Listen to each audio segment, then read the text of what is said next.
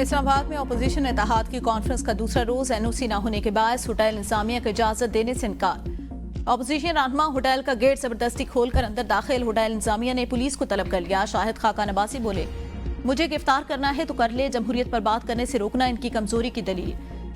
अता तारड़ ने टीवी पर कहा, कॉन्फ्रेंस पर कोई पाबंदी नहीं। उमर रजूब ने पाकिस्तान में कानून की बालादस्ती होनी चाहिए, मौजूदा हुकूमत जाली है। मेहताब अब्बासी बोले, मुल्क बचाना है तो कानून की बालादस्ती कायम करनी होगी। हुकूमत छोटे से छोटे प्रोग्राम से डरती है। बलूचिस्तान में बदअमनी है, वहां के लोगों को कोई नहीं सुनता। मुस्तफा नवाज खोखर बोले, पीका कानून के बाद इस मुल्क में आजादी इजहार राय खत्म कर दिया गया। साहबजादा हामिद रजा बोले, होटल की इंतजामिया से कहूंगा हमारे पैसे वापस करो। मसला असम्बली में लेकर जाऊंगा, हमें कहा गया गेट फैलांग कर अंदर आओ। सलमान अकरम राजा ने कहा, यह सियासत नहीं शराफत का मामला। पाकिस्तान के नौजवान चाहते हैं उन्हें सुना जाए, वो भेड़ बकरियां नहीं। मिफ्ता इस्माइल ने कहा, वोट को इज्जत सिर्फ उस वक्त थी जब आपको इस वोट में रहा था। नून लीग को मुंह छुपाने की जगह नहीं मिल रही।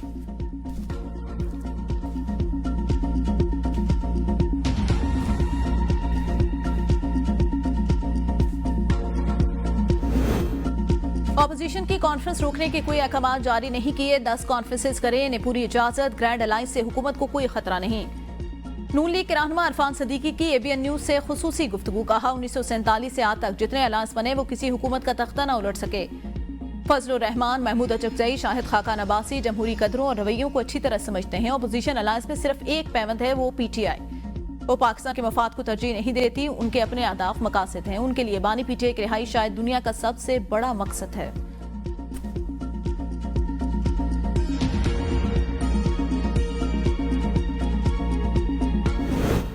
चेयरमैन पीटीआई बैरिस्टर गौहर कहते हैं, ऑपोजिशन की कॉन्फ्रेंस कामयाब रही, इनकलाब की बात नहीं। अवाम उठ चुकी, अवाम की आवाज को दबाया नहीं जा सकता।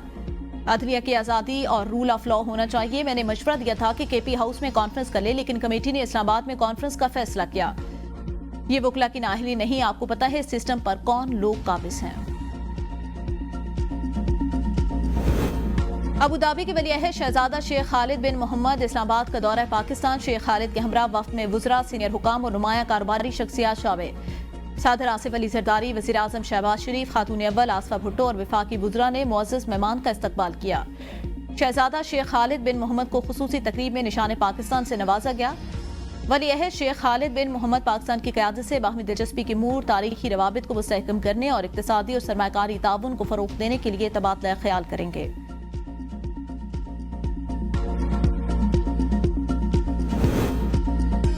पाकिस्तान और मुत्तहिदा अरब अमारात में मुआहिदों की तकरीब। बैंकिंग के शोबे में ताउन की दस्तावेज का तबादला। पाकिस्तान और यूए के दरमियान कानूनी के शोबे में ताउन का मुआहिदा। रेलवे के शोबे में 2 मफाहमती यादाश्तों का भी तबादला। तकरीब में वज़ीर आज़म शहबाज शरीफ, वलीअहद अबू धाबी शेख खालिद बिन मोहम्मद बिन जैद अल नाह्यान शरीक थे।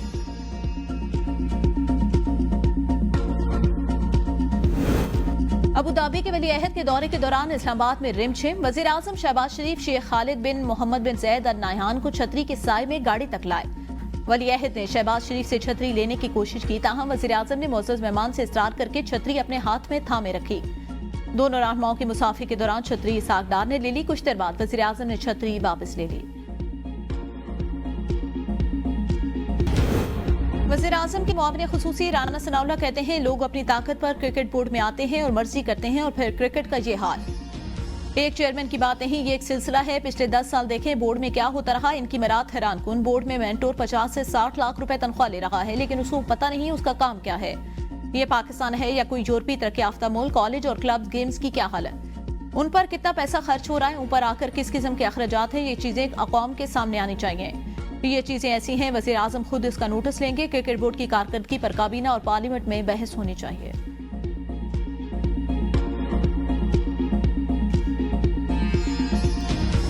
नवाज शरीफ की पार्टी को फाल करने के लिए अवामी राब्ता मुहिम तेज करने की हिदायत। मॉडल टाउन लाहौर में नवाज शरीफ की अहम मुलाकातें। नारोवाल के कामयाब जलसे को सराहा।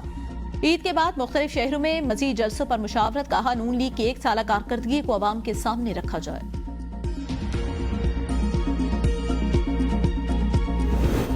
एमक्यूएम पाकिस्तान का सिंध हुकूमत के खिलाफ व्हाइट पेपर शाया करने का ऐलान। फारूक सत्तार बोले, सिंध में 16 साल की बदतरीन बदउनवान तरीन हुकूमत है। केएमसी के 10,000 मुलाजमीन रिटायर हो चुके, लेकिन उनके 15 अरब रुपए के बकायाजात अभी तक अदा नहीं किए गए। केडीए और वाटर बोर्ड के रिटायर मुलाजमीन के भी 10 अरब रुपए से ज्यादा की वाजिबात बाकी। कराची के 25 टाउन बना दिए गए, मगर पुणे केएमसी ने ओन करने से इनकार कर दिया। कराची के शहरियों के इस्तेसाल में वफाकी हुकूमत का भी कसूर। रिटायर मुलाजमीन के बकाया जात अदा शहरी इदारों को उनके असल नुमाइंदों के हवाले किया जाए, वरना सख्त एहतजाज किया जाएगा।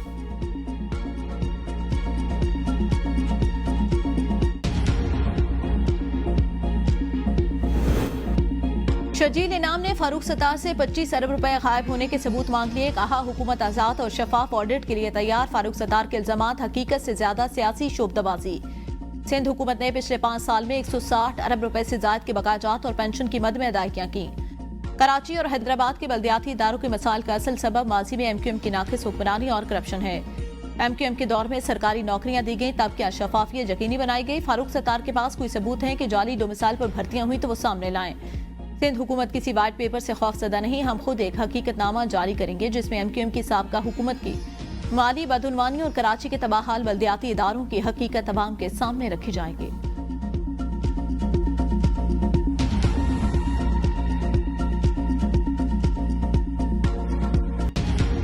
ऑफिशियल सीक्रेट एक्ट के तहत मुल्जिमान की हवालगी तफ्तीश मुकम्मल होने के बाद ही मुमकिन, सुप्रीम कोर्ट आनी बेंच ने वाज़ेह कर दिया। फौजी अदालतों में सिविलियन ट्रायल केस की समाअत के दौरान वकील फैसल सिद्दीकी ने दलाल में कहा, कमांडिंग ऑफिसर ने मुल्जिमान की हवालगी के लिए दरख्वास्तें दी। दरख्वास्त के अल्फाज एतराज हैं कि तफ्तीश मुकम्मल नहीं हुई थी। एटीसी ने मुल्जिमान की हवालगी के लिए जो वजूहात दी वो मजा का खैर। अदालत ने मुल्जिमान को तफ्तीश मुकम्मल होने से पहले ही कसूरवार लिख दिया। जस्टिस मोहम्मद अली मजहर ने रिमार्क्स दिए, रावलपिंडी और लाहौर की अदालतों के हुक्मनामों के अल्फाज बिल्कुल एक जैसे। मुल्जिमान की हवालगी का कानूनी इख्तियार सिर्फ उनको है। जस्टिस जमाल मदखेल ने कहा, लगता है इस सादे दहशतगर्दी अदालतों के जजेस की अंग्रेजी के काफी मसाइल हैं। मेरे हिसाब से तो आर्टिकल 59 के शेख 4 का इतलाक भी उन पर होता है जो आर्मी एक्ट के ताबे हो। जस्टिस हसन अजहर रिजवी ने रिमार्क्स दिए, हवालगी FIR पढ़े, उसमें इल्जामात फौजी तनसीब के बाहर तोड़ फोड़ का है।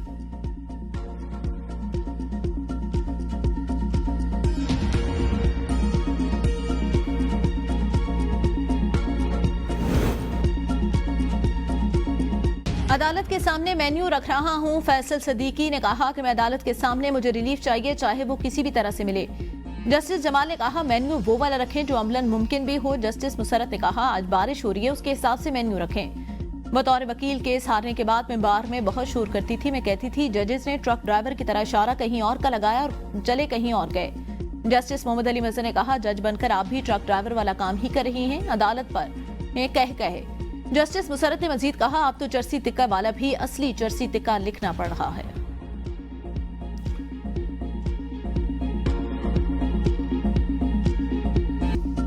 मुल्क के बेशतर शहरों में वक्फे से बारिश और पहाड़ों पर बर्फबारी का सिलसिला जारी। सर्दी की शिद्दत में इजाफा। दियामिर, बाबूसर, कलाम, मालम जबा ने बर्फ की सफेद चादर ओढ़ ली।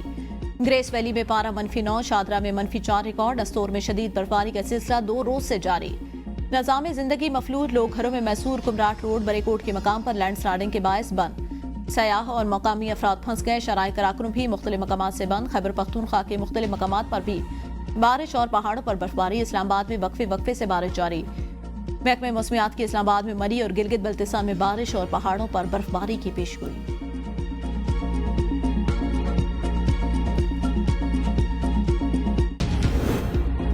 बारिशों से खैबर पख्तूनख्वा में मुख्तलिफ हादसात में 2 अफराद जाँ भाग, 4 जख्मी। PTM ने खैबर पख्तूनख्वा में बारिशों से नुकसानात की रिपोर्ट जारी कर दी।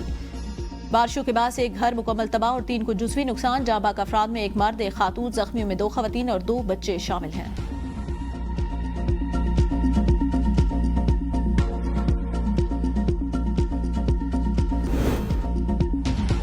सुप्रीम कोर्ट का 9 मई के तमाम केसेस मार्च के दूसरे हफ्ते में समाअत के लिए मुकर्रर करने का हुक्म। अदालत ने प्रोसिक्यूटर को रिपोर्ट्स दाखिल कराने के लिए 10 दिन की मोहलत दे दी। चीफ जस्टिस याहिया अफरीदी की सरबराही में 2 रुकनी बेंच ने समाअत की।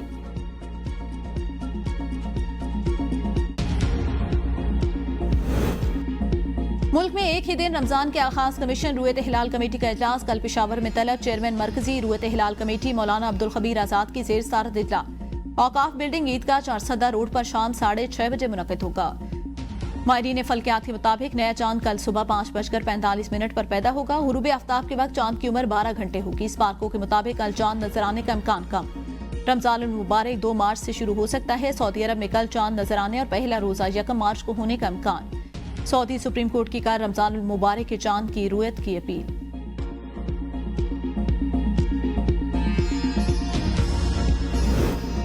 वज़ीर आला सिंध की रमजान मुबारक के इंतजामात बेहतर बनाने की हिदायत। मसनूई महंगाई पर सख्त कार्रवाई का हुक्म। काबीना इजलास से खिताब में मुराद अली शाह ने कहा, इंतजामिया अशिया खुर्दनोश की कीमतों पर नजर रखे। ज़ख़ीराअंदोज़ी किसी सूरत बर्दाश्त नहीं की जाएगी। रमजान में पानी और बिजली की बिला तातुल फराहमी यकीनी बनाई जाए।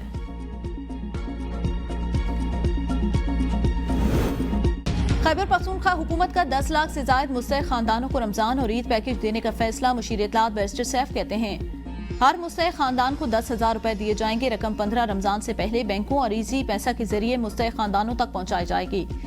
वज़ीर आला ने सूबे के तमाम ख्वाजा सराओं को भी तरजीही बुनियादों पर इमदादी पैकेज फराहम करने की हिदायत की है।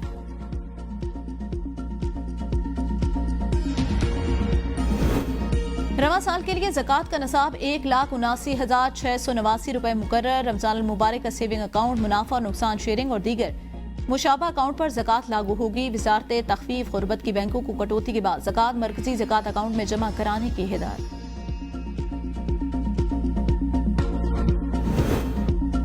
मेयर कराची बैरिस्टर मुर्तज़ा वहाब शाह राह भुट्टो मलीर एक्सप्रेस वे पहुंच गए। तामीराती कामों का मुआयना। कहा, वादे के मुताबिक मलीर एक्सप्रेस वे को मार्च के आखिर तक खोल दिया जाएगा।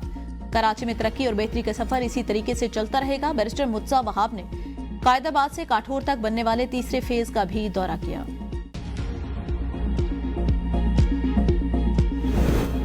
सियासी केसेस के बाद अब भिखारियों को भी 3 एमपीओ में डाल दिया गया। 3 एमपीओ में भिखारी को गिरफ्तार करना कहां लिखा है। पेशावर हाईकोर्ट के जस्टिस साहबजादा सदुल्ला का भिखारियों को गिरफ्तार करने के खिलाफ दायर दरख्वास्त पर समाअत में इस्तफसार। एडिशनल अटॉर्नी जनरल ने कहा, अमन ओमान की सूरत हाल की वजह से उनको 3 एमपीओ के तहत गिरफ्तार किया गया। जस्टिस साहबजादा असद ने कहा, भिखारियों का अपना कानून मौजूद है, आप उसके मुताबिक कार्रवाई करें। अदालत ने 3 दिन के अंदर रिकॉर्ड तलब करते हुए समाअत 4 मार्च तक मुलतवी कर दी।